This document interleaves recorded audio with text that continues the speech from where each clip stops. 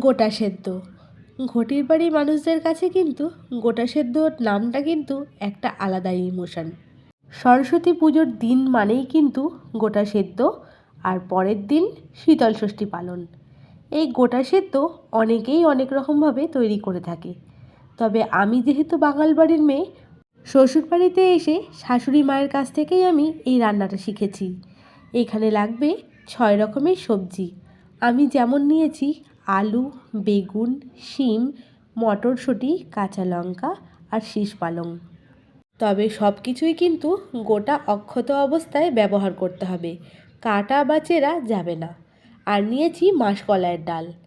এই রান্নাটা আমি প্রেশার কুকারেই করব। মাসকলাইয়ের ডালটাকে সকালবেলা থেকে ভিজিয়ে রেখেছিলাম, আর সমস্ত সবজি আমি বোটা শুদ্ধই প্রেশার কুকারে গোটা গোটা দিয়ে দেব। বেগুনগুলোও কিন্তু বোটা সিদ্ধই ব্যবহার করব। আর দিয়েছি গোটা গোটা আলু, আর শীষ পালংয়ের বেশ খানিকটা ডাঁটা শুদ্ধ কেটে নিয়েছি। এরপরে দিয়েছি বেশ কয়েকটা কাঁচা লঙ্কা। জলের পরিমাণটা একটু বেশিই দিতে হবে, যাতে সবজিগুলো অর্ধেকের বেশি অংশ জলে ডুবে থাকে।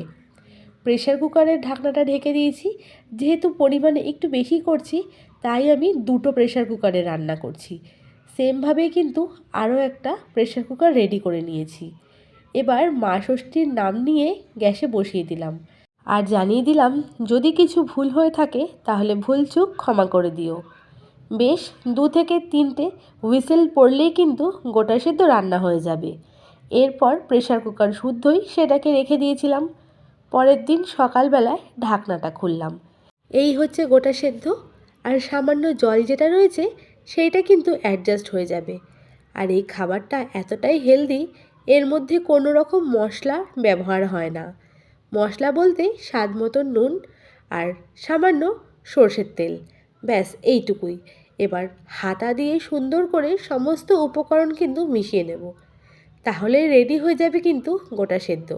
এই গোটা সেদ্ধ দেখতে অতটা ভালো না হলেও এর স্বাদ হচ্ছে অমৃত। যারা যারা খেয়েছে তারাই কিন্তু জানে এর আসল স্বাদ। আর আজকে শীতল ষষ্ঠীর গোটা সেদ্ধ আমার তৈরি হয়ে গেল।